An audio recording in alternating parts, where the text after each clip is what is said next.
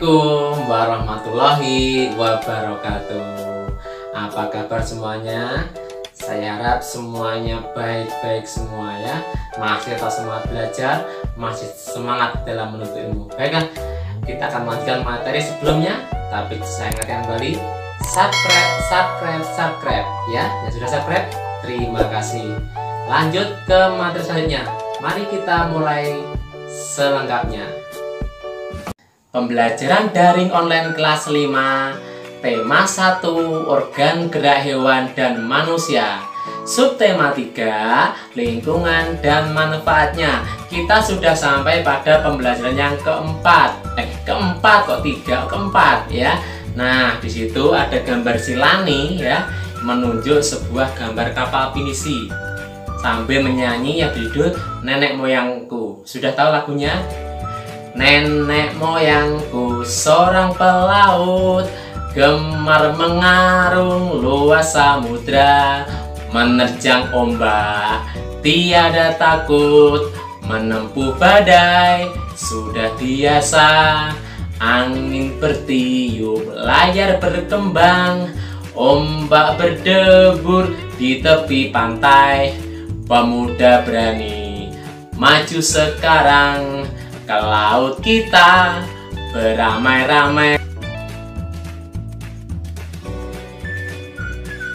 Sekarang masuk pengaruh kondisi geografis Indonesia sebagai negara maritim terhadap budaya masyarakat.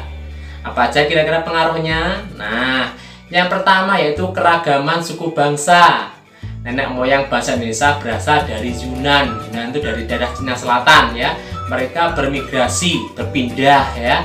Itu kemudian bercampur dengan penduduk Indigenous ya, dan di Indo-Aryan dari Asia Selatan.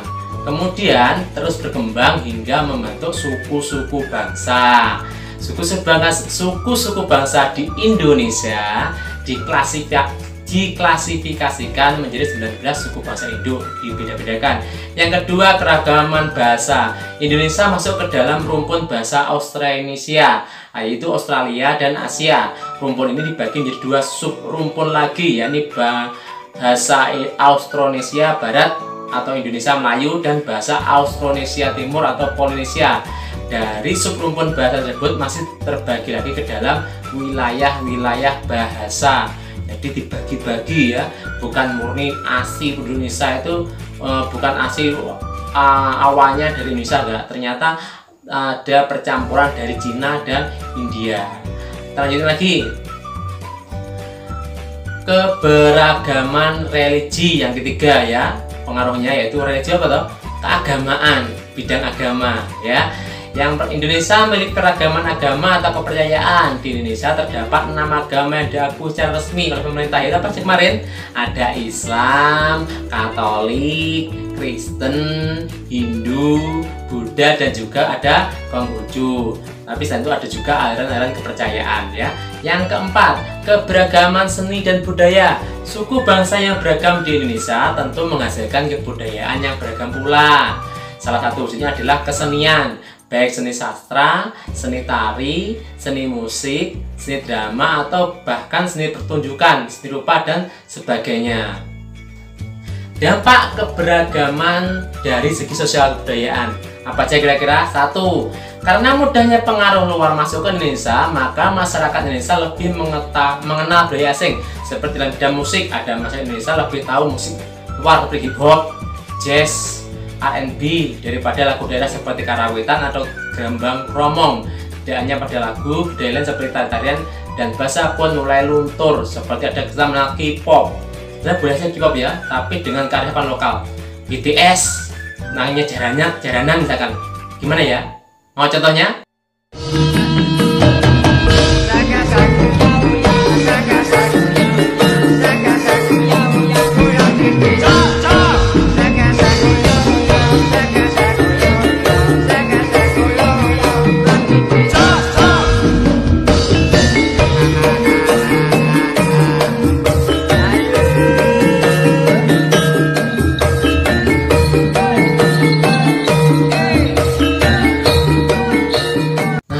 Gimana?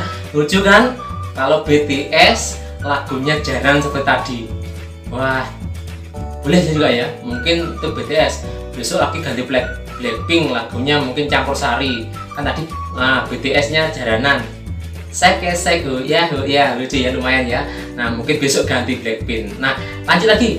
Yang kedua, tontonan dan adegan dalam film yang kurang bahkan tidak pantas membawa efek buruk bagi bangsa Indonesia. Ada juga ya, mungkin adegan kekerasan dan sebagainya. Sebagian besar ada adegan tersebut ditiru oleh artis dalam negeri dan masyarakat menganggapnya sebagai gaya hidup. Contohnya pakaian yang terlalu terbuka katakanlah dalam negeri. Nah, ya, semacam pusat gaya yang perlu ditiru terutama oleh anak muda, padahal itu membuat turunnya nilai moralitas bangsa. Contohnya apa? Lambine ututus wale apik mah disuweki dijeboli. Ben gaul. Nah, rambutnya lurus sampai api dibotak pinggir tengah tok. Pang. Nah, sebenarnya kurang bagus juga ya. Yang ketiga, dikenalnya kebudayaan Indonesia akibat ramainya perdagangan dan pariwisata yang ada di Indonesia. Ini bagus ya, memang yang ketiga. Yang keempat adalah timbulnya beraneka ragam kebudayaan dan adat akibat pengaruh luar. Contohnya wayang di Jawa yang terinspirasi dari cerita dari India, dan hukum adat di Aceh yang terpengaruh oleh hukum Arab gitu. Yang selanjutnya keragaman sosial. Nah, keragaman sosial itu ada jenis pekerjaan. Apa aja kira-kira jenis pekerjaannya? Yaitu masyarakat yang tinggal di daerah pegunungan dan dataran tinggi pada umumnya berprofesi sebagai petani, peternak, dan pekerja tambang. Contohnya petani teh atau pekerja di perkebunan teh ya, ternak itu lembu atau kambing. Yang kedua, masyarakat yang tinggal di daerah dataran rendah atau sekitar pantai pada umumnya berprofesi sebagai nelayan. Selain nelayan ada juga misalkan penjual souvenir, terus pengrajin penjual ikan dan sebagainya. Yang ketiga, masyarakat yang tinggal di daerah sekitar danau pada umumnya berprofesi sebagai petani dan tambak ikan. Kemudian yang keempat, masyarakat yang tinggal di daerah sekitar sungai pada umumnya itu berprofesi sebagai petani, hampir sama seperti danau ya. Yang selanjutnya adalah alat transportasi. Bagaimana untuk pengaruh alat transportasi? Yang pertama, alat transportasi darat itu ada kuda, delman, motor, ada mobil, bis, kereta api, sepeda dan sebagainya ya. Yang transportasi air, ada perahu, kapal feri, kapal laut dan juga yang lainnya. Yang ketiga, alat transportasi udara, ada pesawat terbangnya, helikopter, banteng udara, mungkin juga ada yang lainnya, jet atau yang sejenisnya ya. Itu. Lanjut lagi kita ke keragaman budaya. Nah, ini agak menyimak lagi. Keragaman budaya itu banyak. Yang pertama ada rumah adat. Rumah adat merupakan salah satu representasi kebudayaan, itu perwujudan ya yang paling tinggi dan sebuah komunitas, suku atau masyarakat. Keberadaan rumah adat di Indonesia sangat beragam dan mempunyai arti yang penting dalam perspektif sejarah, warisan, dan kemajuan masyarakat dalam sebuah peradaban. Itu rumah adat. Ada rumahnya nama tongkonan, kalau Jawa joglo dan sebagainya ya. Pakaian adat. Nah, ini pakaian adat adalah merupakan salah satu bentuk budaya yang memiliki keragaman. Keragaman yang tersebut itu tidak hanya dari bentuknya, tapi juga dari bahan untuk membuatnya. Jadi misalnya ada yang di daerah pegunungan itu bahannya relatif tebal karena beradaptasi dengan cuaca dingin. Kalau di daerah pantai itu kan panas, itu bahannya tipis untuk menyesuaikan diri dengan cuaca yang panas, tapi anginnya berembus biar bisa tidak gerah ya. Itu menggunakan bahan-bahan dari yang bahan tipis biar tidak gerah. Jadi itu adaptasinya dari bahan. Yang ketiga adalah makanan tradisional. Nah, kalau makanan dari daerah-daerah tradisional itu masing-masing daerah punya ciri khas sendiri ya.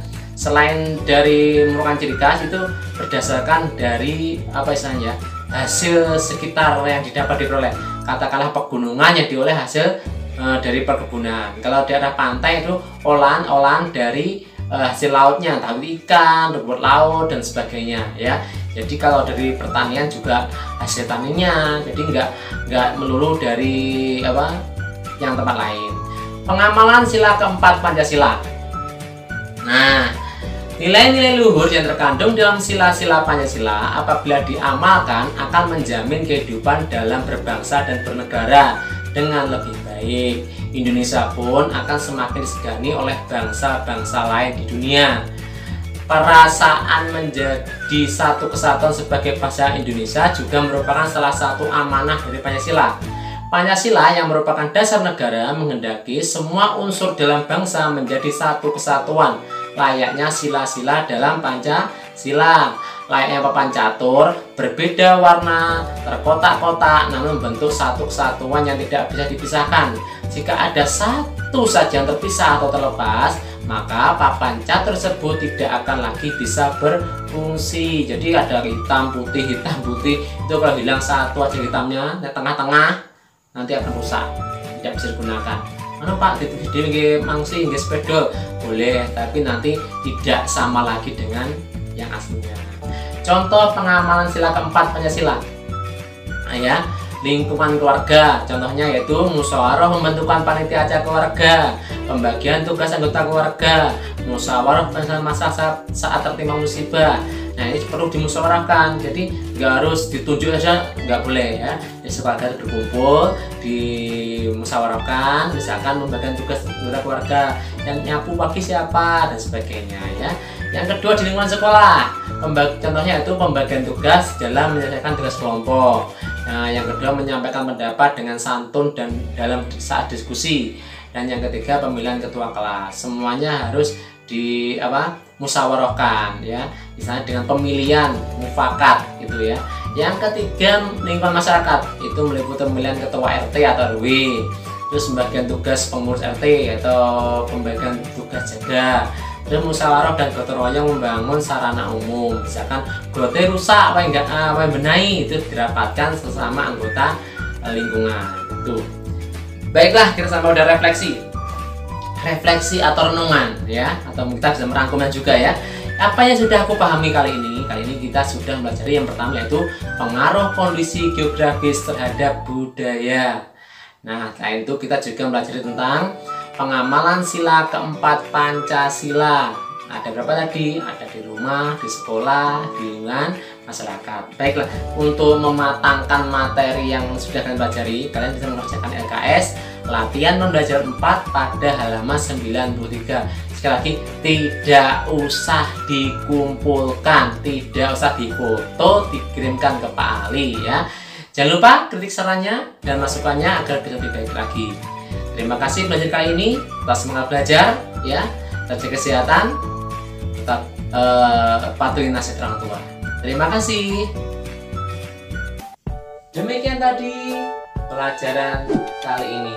Semoga dapat membawa manfaat bagi kita semua. Jangan lupa tetap jaga kesehatan, tetap rajin berolahraga agar kita tetap sehat selalu. Rajin belajar juga ya. Terima kasih. Wassalamualaikum warahmatullahi wabarakatuh.